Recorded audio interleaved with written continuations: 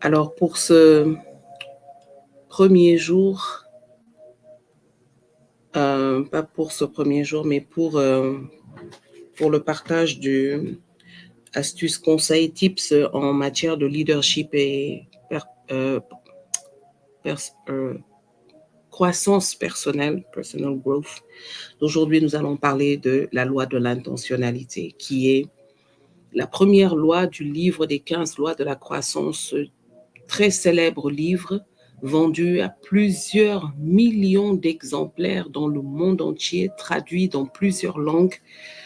Les 15 lois indéniables de la croissance qui ont été écrites par John Maxwell, un homme de Dieu, un amoureux de Jésus-Christ et une figure de proue, une référence en matière de leadership, en matière de personal growth dans le monde entier, une figure respectée et écoutée par les autorités de ce pays, des États-Unis, et qui est véritablement pour moi un exemple, un modèle de foi.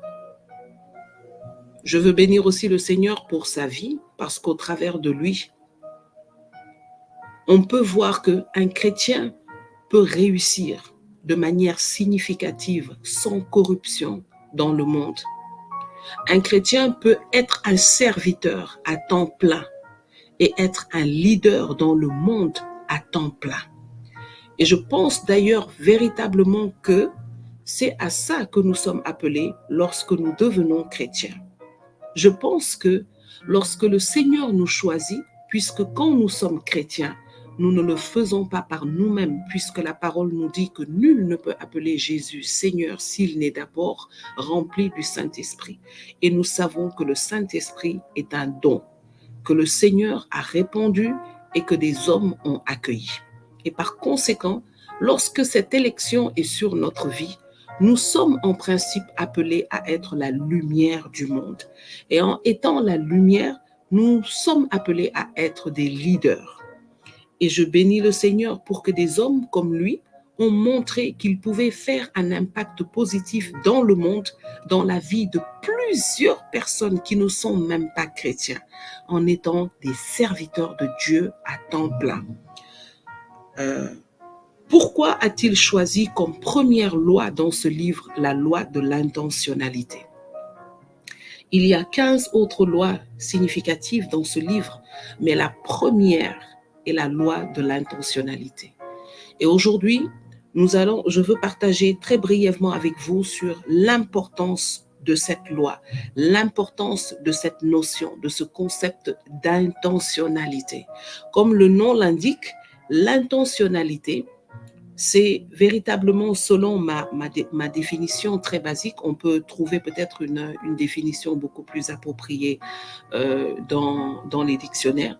Mais l'intentionnalité, c'est justement cette faculté de savoir faire les choses avec l'intention de le faire, avec le désir, la décision et la détermination de faire une chose. C'est lorsque nous sommes engagés à faire une chose. C'est lorsque nous avons l'intention de faire une chose.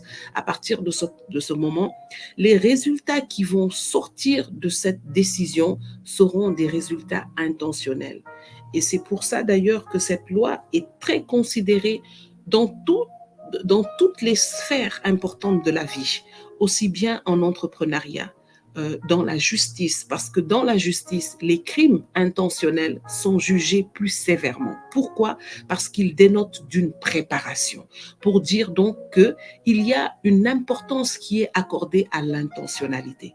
Et il faut aussi comprendre que l'intentionnalité est ce qui marque la souveraineté de l'homme. Pourquoi? Parce que l'intentionnalité est le fruit de notre intelligence.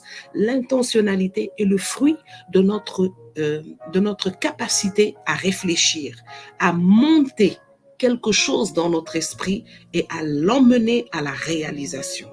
Et dans ce sens, nous savons que les animaux ne peuvent pas être intentionnels. L'intentionnalité est donc une caractéristique propre à l'essence humaine.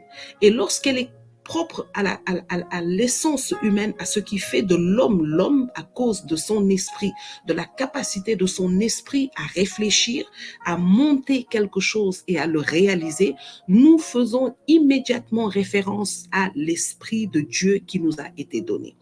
D'ailleurs, dans le monde, on dit que des personnes qui ne jouissent pas de toutes leurs capacités mentales ou qui ont des accès de folie ou autres font des choses qui ne sont pas intentionnelles.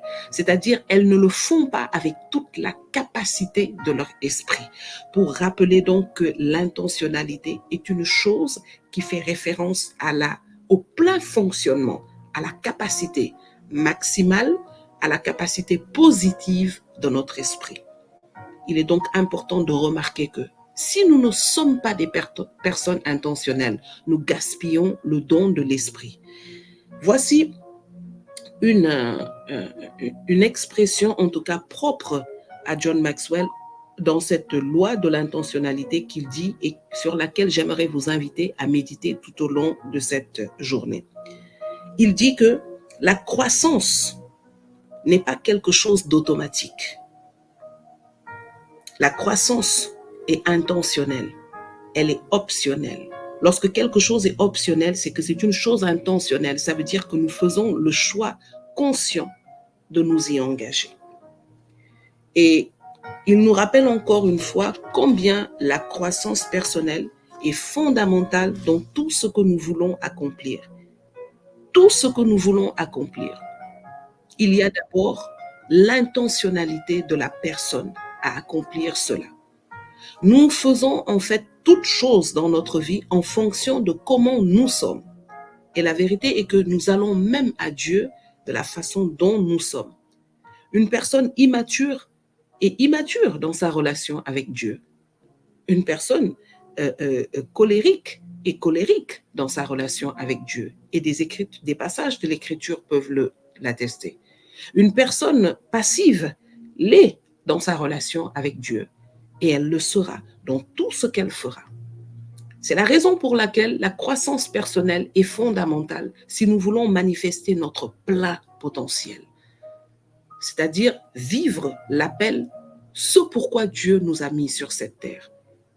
Et selon cette loi, personne ne peut parvenir à la manifestation de ce potentiel sans avoir d'abord travaillé à son développement personnel. Le développement personnel, c'est simplement la croissance personnelle. Et la croissance est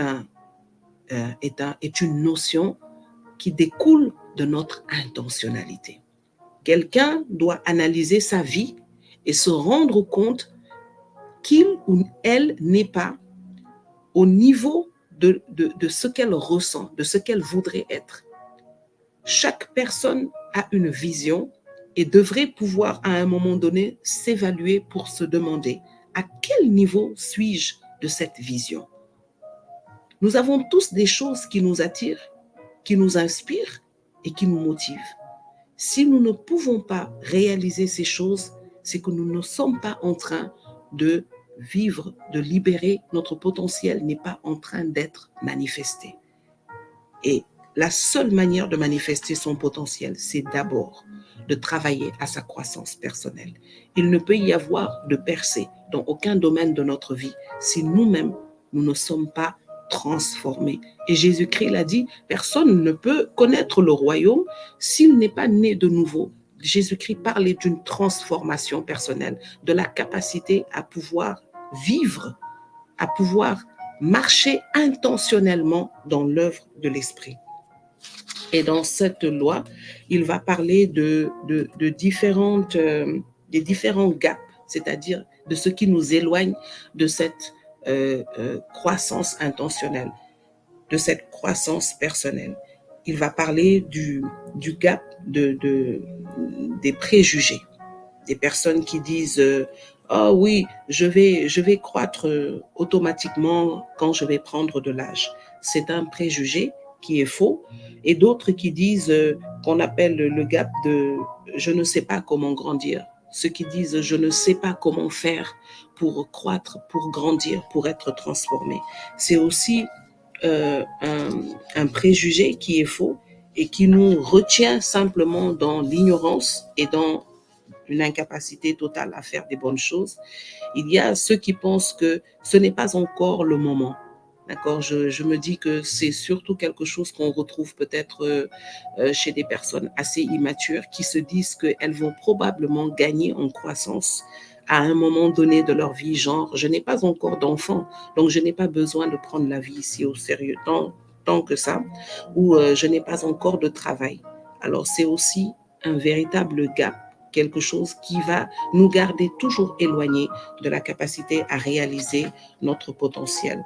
Il y a euh, le gap du perfectionnisme de ceux qui disent je veux bien que ma vie change, je veux commencer quelque chose pour commencer à réaliser mon potentiel, mais je ne veux pas me tromper, je ne veux pas faire des choses que ce n'est pas. Alors ce préjugé du perfectionnisme est aussi quelque chose qui nous empêche de nous engager dans notre croissance personnelle. Il y a le gap de la perfection, comme ils l'appellent, c'est-à-dire les gens qui disent, moi, je veux vraiment changer ma vie, mais je veux pas le faire n'importe comment. Je veux regarder, je veux attendre d'abord parce que je veux le faire de la meilleure façon. Ou pour terminer, ceux qui disent, je le veux bien, mais je le ressens pas encore. Ceux qui sont très kinésistes, qui veulent ressentir des choses d'abord avant de s'engager dans une chose. Dans leur croissance personnelle. Et pour terminer, je dirais que la croissance personnelle, ce n'est pas un processus fini, c'est un process. Et j'aime l'expression qu'il dit quand il dit la vie est en cours, c'est-à-dire life is in session. La vie est en cours, elle a déjà commencé, elle est en train d'être déroulée. Est-ce que vous êtes présent?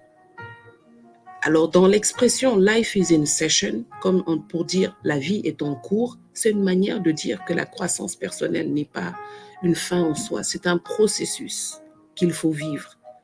Embrasser nos faiblesses, savoir célébrer nos victoires, savoir mettre en valeur nos atouts, mais aussi savoir vivre nos défaites. Et se dire que c'est tout cela vécu avec intentionnalité de bâtir une vie significative qui va représenter justement la valeur même de ce cheminement de croissance. La croissance, encore une fois, est intentionnelle. Elle n'est pas accidentelle. Voilà. C'était ma minute de réflexion leadership personal growth de ce jour, en espérant qu'elle vous aura inspiré, que le Seigneur vous bénisse et à demain.